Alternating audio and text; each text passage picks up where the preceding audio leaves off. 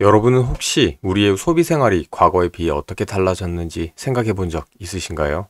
먼저 과거에는 해외여행을 통해야만 접할 수 있었던 각국의 음식을 길거리에서 쉽게 맛볼 수 있게 되었습니다. 또한 좋아하는 영화를 언제 어디서나 스마트폰 하나로 즐길 수 있게 되었습니다. 그뿐만 아니라 이제는 온라인 쇼핑몰에서 전날 밤에 주문한 상품이 새벽에 도착하는 것도 일상이 되었습니다. 이러한 변화는 경제 성장에 따라 우리의 욕구를 충족시킬 수 있는 상품이 다양해지고 우리의 소득 수준이 높아져 다양한 상품을 보편적으로 소비할 수 있게 되었기 때문입니다. 인류 역사를 통틀어 세계 경제는 장기적으로 지속적인 성장을 이루어 왔습니다.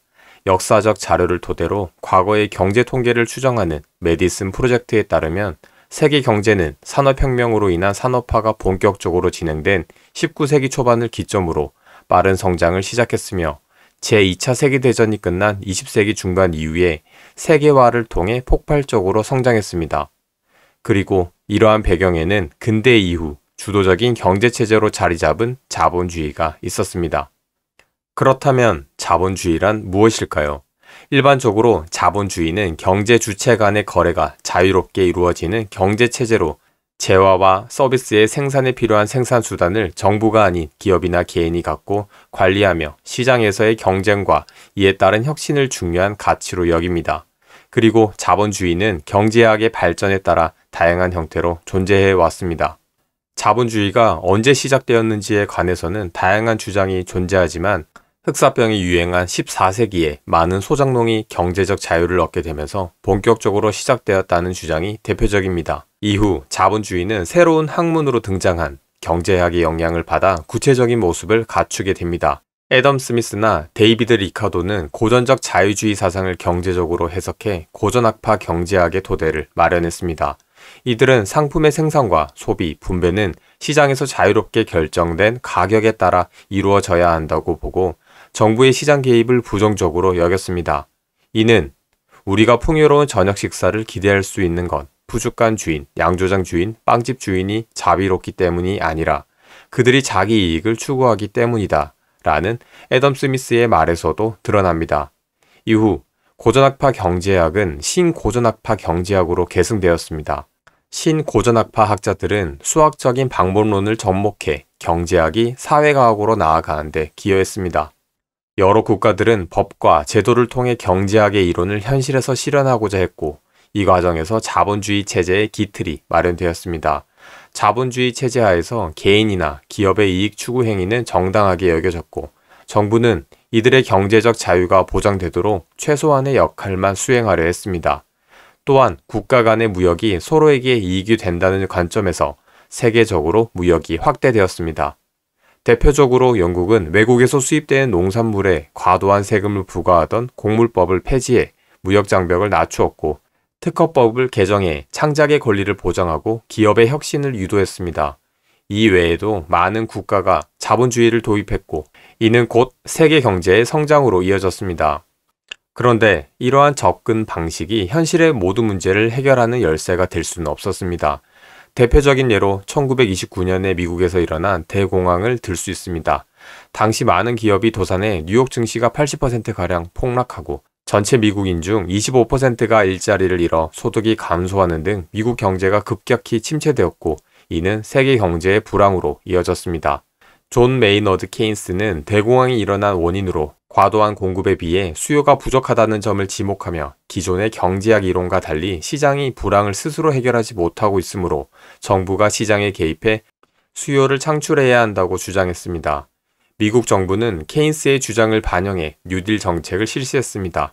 당시 미국 정부는 기업이 지나치게 많이 생산하지 않도록 관리하고 실업을 줄이고 근로자의 소득을 늘리기 위해 대규모 공공사업을 실시했습니다. 또한 취약계층의 복지를 증진하기 위해 사회보장법을 확대했습니다. 이에 따라 미국은 단기적인 경제 회복을 통해 대공황의 충격에서 어느 정도 벗어날 수 있었습니다.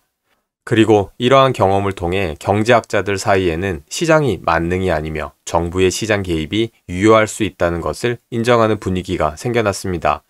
케인스 이후 자본주의는 시장의 자유와 정부의 개입을 함께 추구하는 수정자본주의로 변화합니다.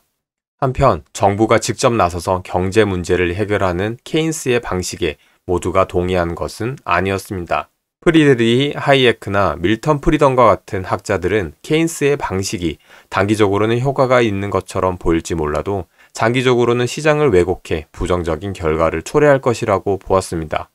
이들은 현실의 시장이 이론과 달리 어느 정도 한계가 있을 수 있음을 인정하면서도 경제 문제는 시장을 통해 해결되어야 한다고 생각했습니다.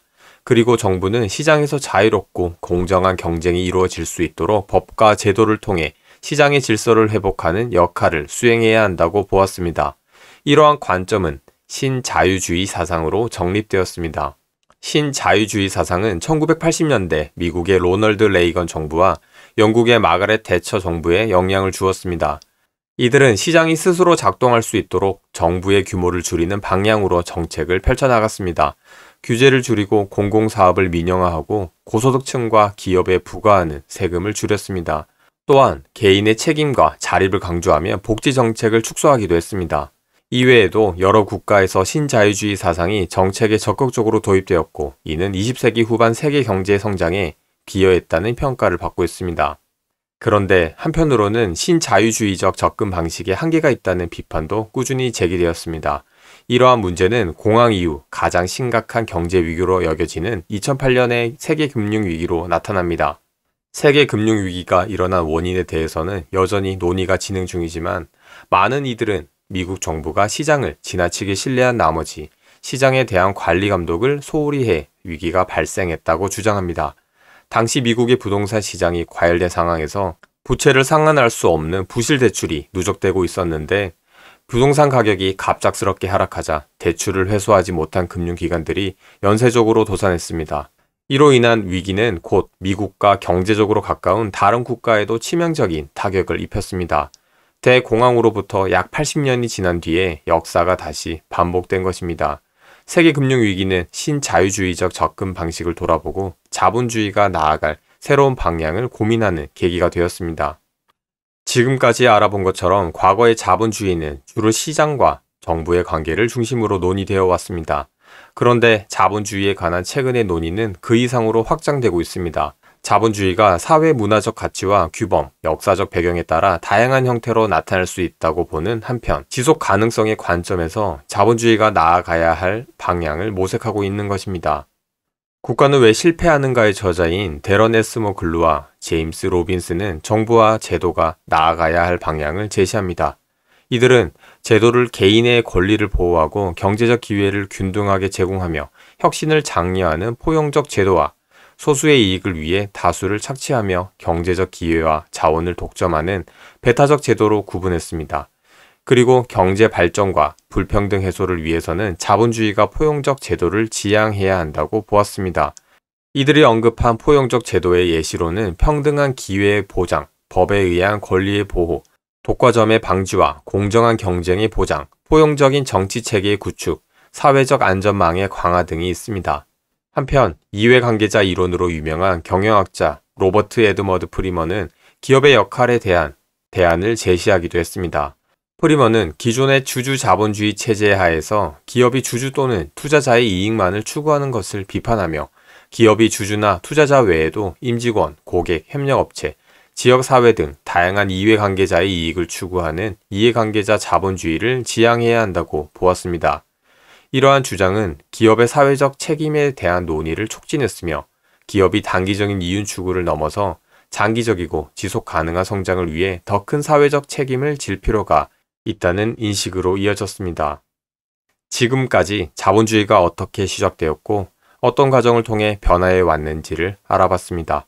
그동안 자본주의는 경제학에서의 논의와 인류가 역사적으로 경험해온 사건들을 통해 더 나은 방향을 모색해 왔습니다. 오늘날의 자본주의는 이러한 흔적이 반영된 결과로 볼 수 있을 겁니다. 그런데 오늘날 인류는 경제적 불평등을 완화하는 것 외에도 인간 사회가 지속할 수 있도록 정의로운 사회를 구현해야 하고 사회적인 신뢰를 회복하고 다양성과 포용성을 지향해야 하며 생존을 위협하는 환경 문제에 대응해야 하는 상황을 마주하고 있습니다. 그렇다면 앞으로의 자본주의는 어디로 나아가야 할까요? 더 나은 자본주의를 향해 우리는 무엇을 할 수 있을까요?